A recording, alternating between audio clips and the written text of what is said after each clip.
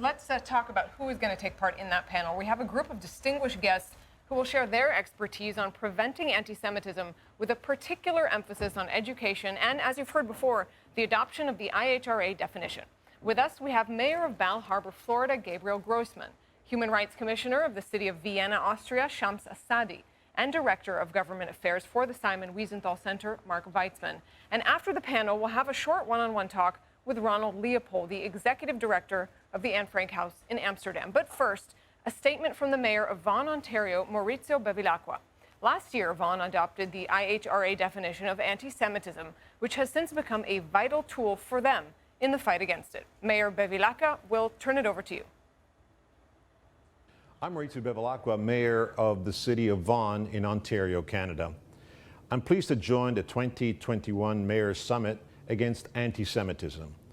We have a shared responsibility to stop anti-Semitism in all its forms and manifestations through education and public consciousness as anti-Semitic demonstrations continue to threaten and undermine democracy.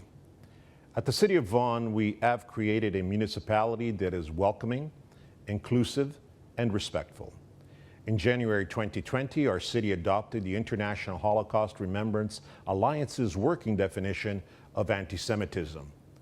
We are home to one of the largest Jewish populations outside of Israel, and our city continues to be enriched by its active, engaged, and thriving Jewish and Israeli communities. Our message is crystal clear. We are opposed to any and every form of anti-Semitism. Thanks so much to Mayor Bevilacqua for your city's efforts to combat anti-Semitism. And now let's start our discussion with Mayor Groessman. Your city, Bal Harbour, has been really a pioneer in the municipal level of the battle against anti-Semitism. So start off by telling us a bit about some of the groundbreaking steps that you've taken there.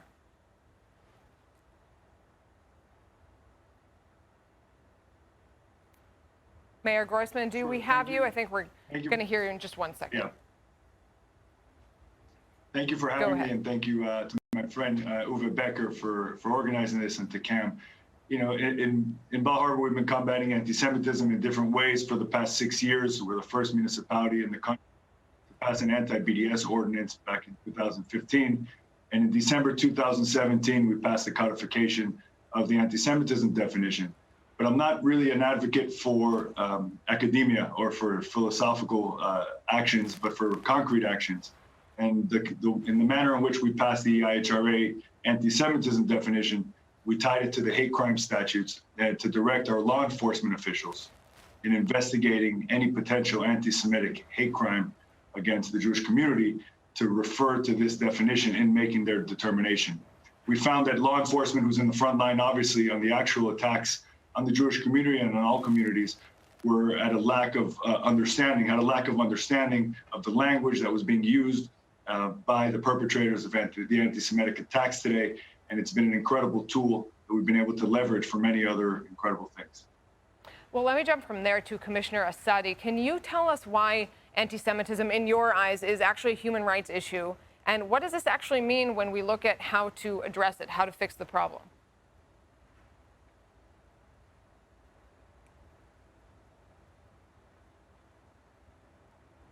Mr. Assadi, can you hear us okay?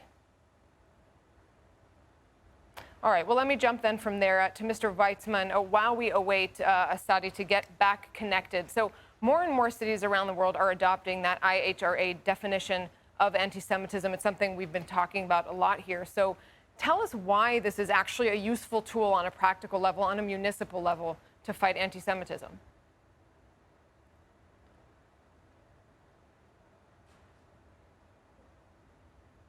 I think it's an extraordinarily useful tool because it's the first time that we have a definition that, as Mayor Groessman just mentioned, is really anchored or combines the best of an academic definition with the practical realities. It encompasses a full scope of historical examples of anti-Semitism, but also addresses new realities that focus anti-Semitism through a lens of anti-Israel activity.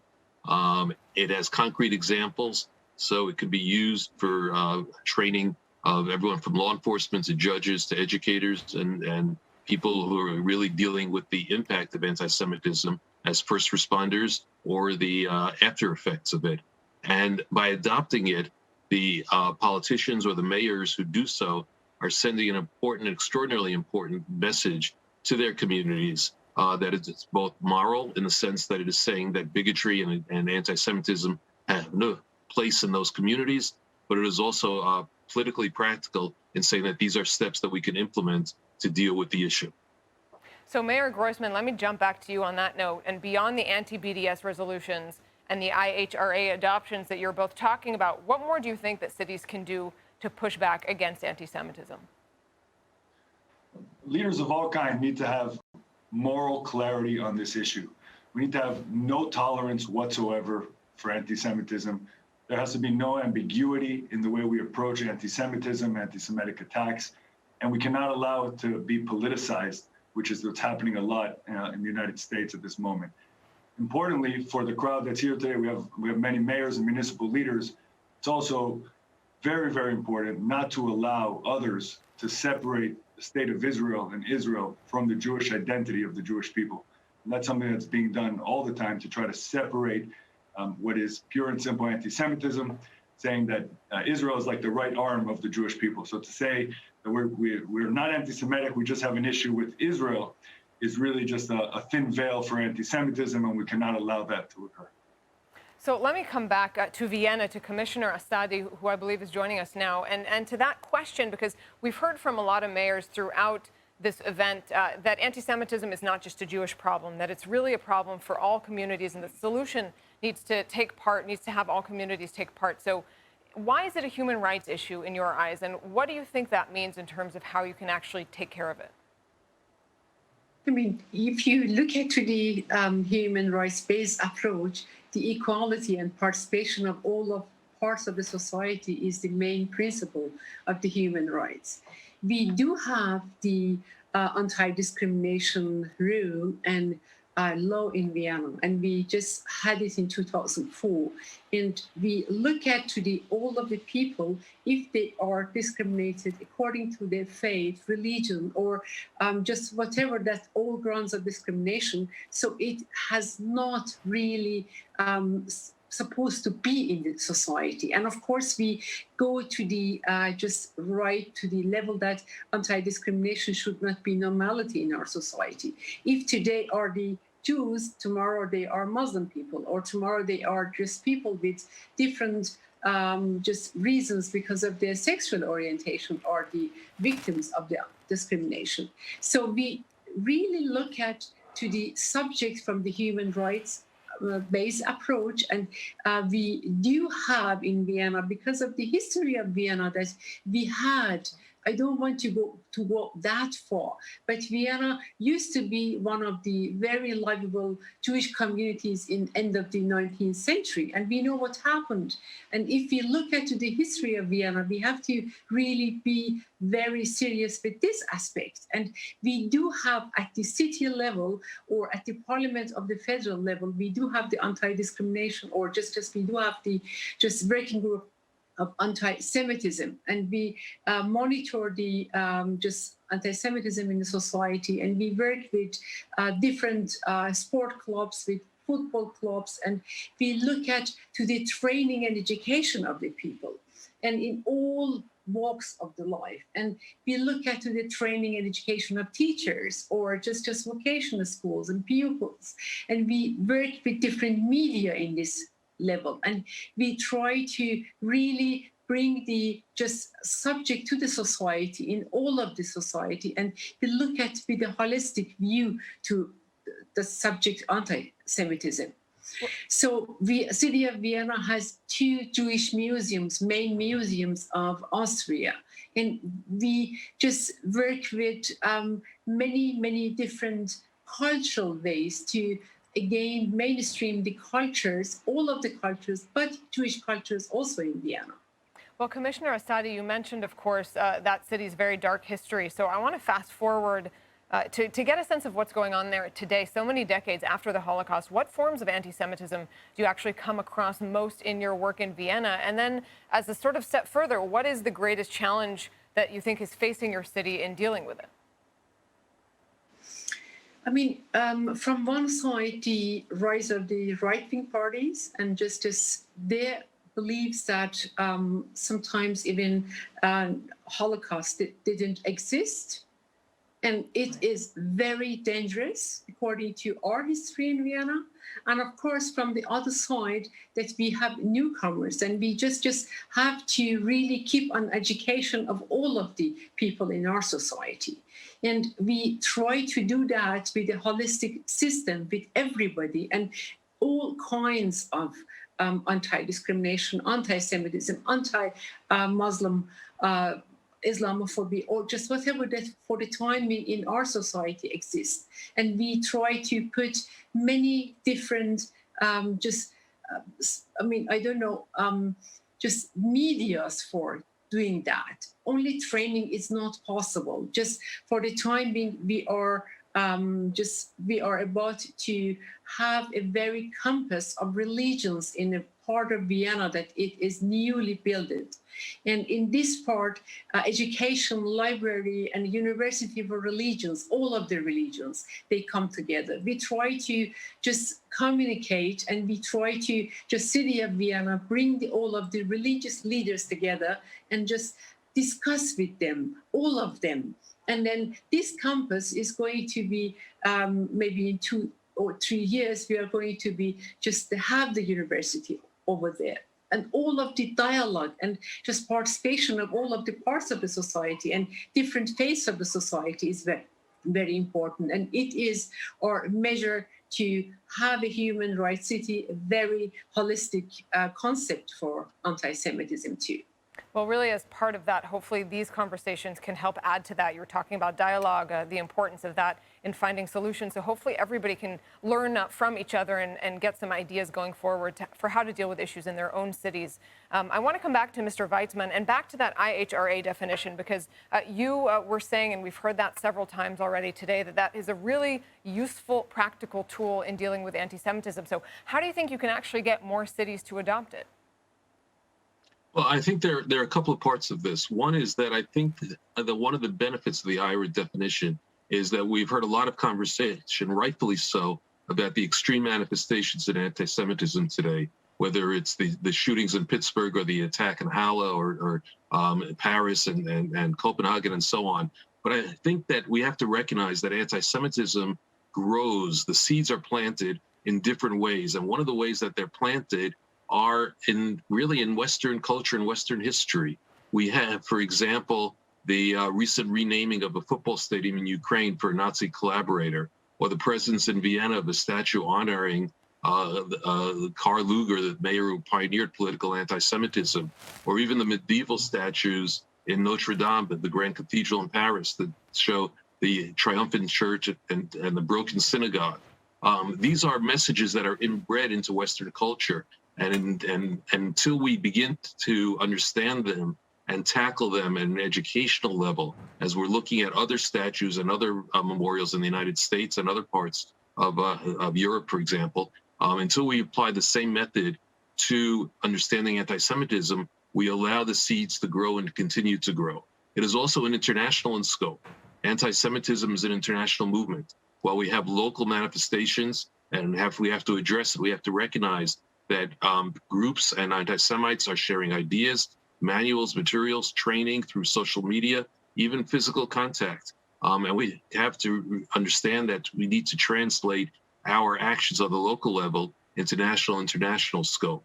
I want to commend the bipartisan efforts. For example, the United States Congress, the bipartisan task force on anti-Semitism that I know Senator Jackie Rosen is one of the guests in the next panel, who is one of the champions of that, show again that it's not a political issue between left and right or between Democrat and Republican, but it needs to be a bipartisan issue. But it also needs to begin with people addressing their own parties first, their own political perspectives first. Natan Sharansky made this point very eloquently, that you have to call out if you're on the right, address anti-Semitism on the right first. If you're on the left, address it on the left first before you begin to weaponize it as a political football and point figures at your opponents. So there are a lot of different strands that go into it. And the IHRA definition, by establishing a common baseline of understanding of what anti-Semitism is that's been adopted by over 30 countries, hundreds of municipalities, institutions, the Global Council of Imams, etc., creates the language, the text, the very basic understanding of what anti-Semitism is, to begin to tackle it in all these different manifestations, educationally, historically, politically, legally, socially, and so on. Right, to have everybody speaking the same language no matter what country or city they're from. And another good reminder from what you say that those preaching hate are in communication. They are in dialogue with each other, especially online. And it's all the more important for those who are fighting it to do the same thing. So thank you all for your fascinating contributions to this important discussion. What can actually be done to prevent that hate? And I want to also briefly bring in Ronald Leopold, Executive Director of the Anne Frank House in Amsterdam. Mr. Leopold, I know you've been listening along. Tell us about the educational initiatives that your museum is involved in and how you actually work then with the local government. Well, first of all, thank you so much for having me. It's really an honor to participate in this important event. We, as Anne Frank House, obviously are well known for the museum at the Prinsengracht in Amsterdam. In normal years, we used to welcome more than 1 million visitors, and we do hope that we will welcome them again after the pandemic has gone. Many of you hopefully have visited the museum or will visit the museum.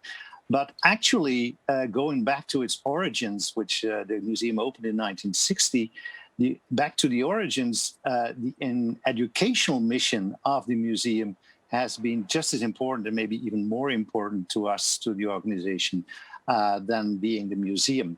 And this is actually going back to Otto Frank, Anne's father, who was the only survivor of those who were in hiding. And he felt very strongly about this part of the mission. He felt very strongly about the Anne Frank House not just being a museum, but also very much being an educational organization.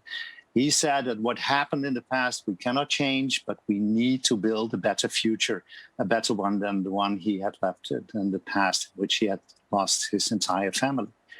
And until today, this is actually an important part of our work. We carry out around 500 projects on average every year around the world, but also very much, of course, in the greater Amsterdam area. First and foremost, receiving school groups from Amsterdam and the greater area around Amsterdam. But also very much, and this is actually a key element, I think, in our work, and I feel very strongly about that, is actively engaging young people in the fight against anti-Semitism and other forms of racism. Because actually, this is something that happens in their classrooms, in sport clubs, in their environments. And I feel that and that's exactly what we do with the help of the municipal government of Amsterdam, forming youth teams that are helping us to implement our mission, that are helping us to fight anti-Semitism and racism. And we feel very strongly about how powerful that can be in order to fight, to make our communities free of anti-Semitism and racism. And actually it works both ways. It works not just in fighting anti-Semitism and racism, but it's also one way to empower them to become the community leaders of the future. Well, that recalls a little bit what we heard earlier from Lord Mann and the football club, and using that as a tool to sort of educate. Certainly that's very relevant for the youth. And I want to take what you just said a step further to get a bit more detail, because cities around the world are often closely identified with their professional sports teams. And the Anne Frank House, as you alluded to, established a project to counter the anti-Semitism that's frequently displayed at those stadiums. So give us some details about this project and why you think that's a sort of important issue to confront. The project started a couple of years ago with a survey we did into anti-Semitism in schools, because we heard about the concerns that were being expressed by teachers about the problems teaching about the Holocaust, and we had a plan to look into this problem more in depth in order to see what the background of that problem is, because we all know that anti-Semitism is a multi-headed monster. It has many faces, and we were actually quite surprised to learn about the outcome of that survey, because the majority of the incidents that were being reported by teachers were football related.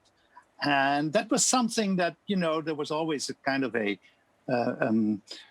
some signals from the stadium. And of course, we all knew about the chants, those terrible chants, but it was always being considered as, oh no, it's just a competition between football clubs, etc. But really, there was this background of anti-Semitism that we thought we should pay attention to. So that was a start, and we started with actually 2 projects.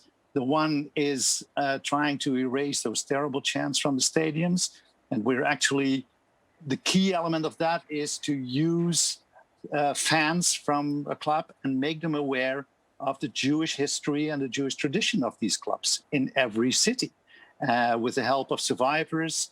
And it's a very powerful way of raising awareness among clubs that it's not just because usually my club, Ajax Amsterdam, is being considered as a Jewish club, and usually their opponents are trying to, with these chants, to damage the club. But actually what they do is damaging their own supporters, their own inhabitants of their own cities, of their own clubs, who are not going to the stadium anymore because of this. Yeah. So this is one project that we are carrying out. The other one is more also on an amateur level.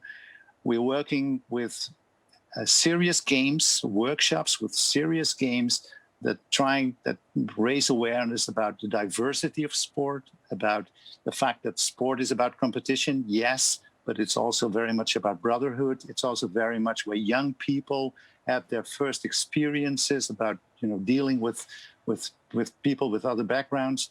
And this is something that is also a strong tool in terms of fighting anti-Semitism in football. All right. Well, as we've been talking about, this event is all about practical solutions, and I don't think you can get more practical than soccer teams or football teams, depending, of course, where you're listening to this from. So thank you to Mr. Leopold and to all our panelists from Florida to Vienna.